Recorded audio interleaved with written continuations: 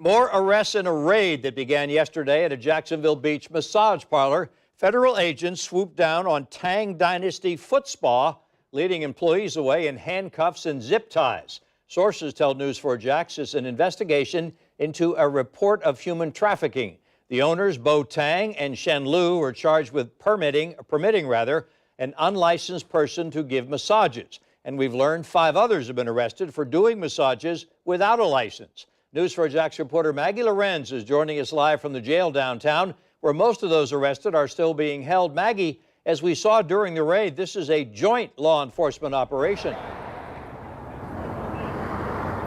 The Jacksonville FBI, JSO, ICE, and the Department of Homeland Security are all involved in this. And even though spokespeople for those departments could not confirm to us what kind of investigation this is, today I talked with City Councilwoman Leanna Cumber. She helped author a bill that would prevent human trafficking in the city of Jacksonville. And she says, yes, this looks like a case of labor trafficking. Bo Tang and Shen Lu are listed as the owners of the spa. According to property records, the pair live at the same address in the Mill Cove neighborhood near Regency. We went by the house today. No one answered the door, but someone inside quickly closed all the blinds. A few minutes later, a minivan pulled up and people inside the van rushed into the house and told us in passing that they did not speak English. Neighbors we spoke with who did not want to go on camera say it appears multiple people live inside the home.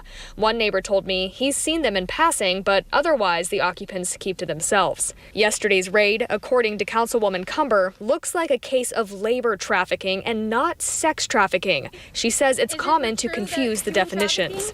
Human trafficking is really the umbrella of trafficking, and under that is labor trafficking and sex trafficking. What those two subsets of human trafficking have in common is at some point, someone is being forced or coerced into doing something for someone else's financial gain. She says labor traffickers use coercion, force, or fraud to trap their victims. Sometimes there's an indebtedness. It's kind of, like indentured servitude in a way where you're promised a job and then you're told, okay, but you need to pay all these costs back.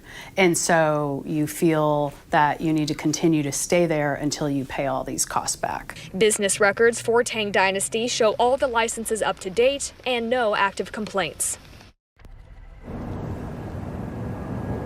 City Council members voted unanimously to pass the bill helping to combat human trafficking in Jacksonville. Mayor Curry is expected to sign off on it next week.